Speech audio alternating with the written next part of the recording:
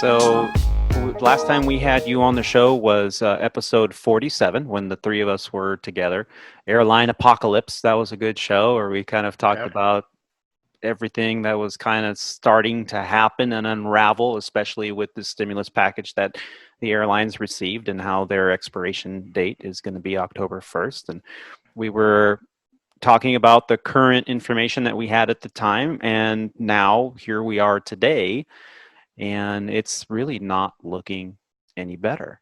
Now, the revised seniority list came out just a few days ago, and I took a look, and right now at Legacy Airlines, with a little over 2 years of seniority, I'm at about 1,980 and change from the bottom of the pilot list. How about yourself, Rob? Did you take a look yet? Yeah, I looked. I'm about 2,200 numbers. 2,200 guys junior to me. So I am definitely in the bullseye of that furlough list. So I'm got to be honest with you, man. My cage is a little rattled. I'm a little nervous, but I'm remain optimistic that we're the company's gonna be able to figure something out, and hopefully we have a vaccine soon. I think that'll be part of the solution. But yeah, I'm there. I'm right there with you. Did you get your warn letter?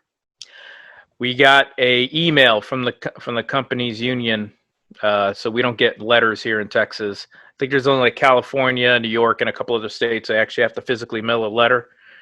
We can be notified through our unions, and we got that the other day with an email. Yeah. Well, it's rattled my cage as well. I know we've been talking about this, and I think the tone of our show is very much positive, and we're doing our best to keep calm and carry on, as one of the show titles from the past, and don't panic and all these things. And I maintain true to that philosophy. Here at Legacy Airlines, we are, I think, in better shape than most. We were going to talk a little bit about that today, about what a warn letter is, and then kind of move on with a little bit more positive news after that. But let's dive into it, because a lot of people have been seeing these posts, especially on social media, about warn letters and furloughs and things like that. So what is a warn letter? It's the Worker Adjustment and Retaining Notification Act of 1988. Okay. So it is a U.S. labor law which protects employees, their families, and communities by requiring that most employers with 100 employees or more to provide a 60-day calendar day advance notification of plant closings or mass layoffs as defined by the Act. So a warn letter is not a warning letter. It is a Worker Adjustment and Retaining Notification Act. It's there to let you know that, hey, you might want to look for a job somewhere else, because you might get furloughed or laid off soon. And so it's a heads up. Now, the heads up letter doesn't mean that you're going to get furloughed. And for some carriers, that is a very true thing. It's that they have to go with an initial assessment. I know we've read over the past few weeks that United sent out warn letters to a number of their pilots, and their initial calculation was inaccurate. And unfortunately, an additional, was it 1,800 pilots, did you read, Rob, that got an additional warn letter? So now it's up to over a third of their entire pilot group is looking. Yeah, I don't remember the exact number, but that sounds pretty close to the accurate number. It's a lot more than they projected. Yeah, which is the worst case scenario. I mean, you want them to send out, let's say 2,500, and then only furlough potentially 500, and only for a short period of time, which would be ideal. Zero furloughs would be the best, obviously. And furloughs are tough. Most aviators that have been around and in the industry for a while. So I got a question. So what are your feelings on that United news? You think that's just a posturing thing for the payroll protection program that's being debated in the government right now? Do you think that they inflated their numbers just to possibly, create more of an urgency in the government to pass the payroll protection program? I don't know. I mean, I think if they would have had a huge number at the beginning and then not use any of them, I would say that would be a true statement. I don't know if having an initial number and then saying, well, the industry hasn't bounced back like we thought it would, so we're going to add almost 2,000 more people to that list of furloughs. It could. I mean, I think there's a strategy at all of it. But let's look at those numbers through some little bit of research, and don't quote me on the exact numbers because these numbers tend to be changing almost hourly.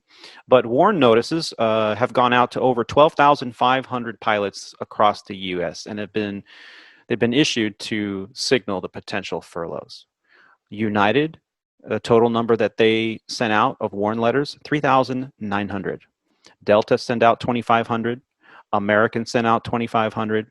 Piedmont sent out 130 to the regional. Allegiant 275. Spirit 800. Frontier 500. Republic 933 pilots, 400 downgrades. And they're closing the Houston base and their Kansas City base. PSA has sent out warn letters to 730 pilots with an announcement that they're closing Knoxville and Norfolk as bases. Hawaiian said they're going to send out approximately 175 warn letters. Envoy, the subsidiary to American, sent out 350 warn letters. GoJet, all pilots were sent warn letters. Air Wisconsin sent out 350 pilots. Now, unless you know the total number of pilots, you don't really get the full scope of what's going on. One website that most aviators, especially when they're trying to get a job and make an idea of which carrier is probably the best to go apply to, go to airline. What is it? Airlinepilots.net. I think it's airline apps. Airlinepilotcentral.com. That's what it is. Oh, there it is. Airlinepilotcentral.com. So Google it and check it out. And they give you up-to-date, people update that all the time. They give you up-to-date numbers on pay, on total pilots, on aircraft in the fleet. So then you can do kind of a percentage breakdown and see really how bad these warn letters are going to be affecting. But it gets worse. We've had news over the past few weeks of closures of entire airlines. United just announced a deal. It's been all over the news here the past couple of days that they had 2 regional jet contracts and they've decided to go with only one. And so ExpressJet is out. Well, that was the last flying ExpressJet had. They've lost all their other flying, so they're going to be closing their doors completely by the year 2021. Trans-States Airline has already ceased operations permanently.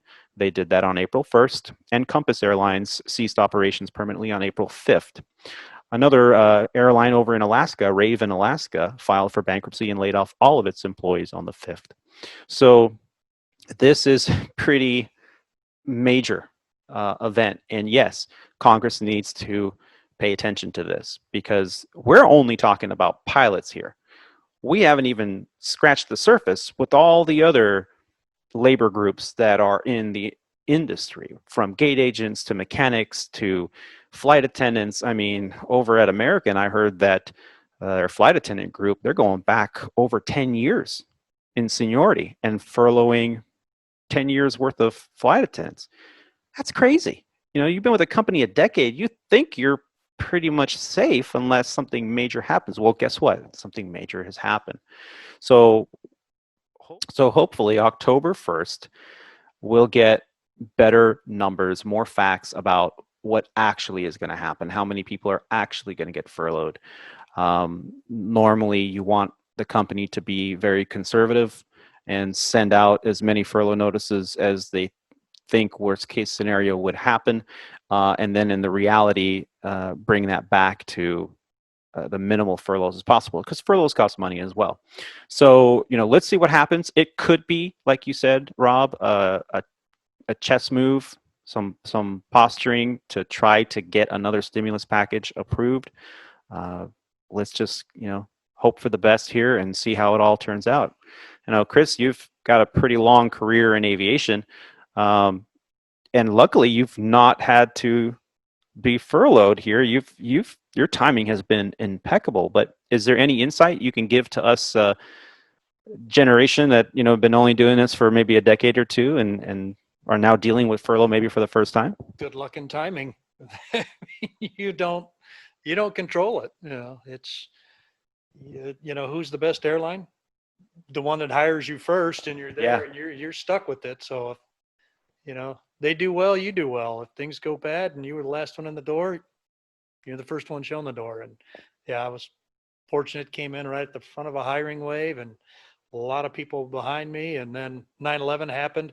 Yeah, I went backwards, but I was retained. I wasn't worried about it. But I got kind of low, and yeah, the company was going to come back for another bite of the apple, say we're going to need another 1,000 pilots, another 1,500 or something, and I was going to end up near the bottom.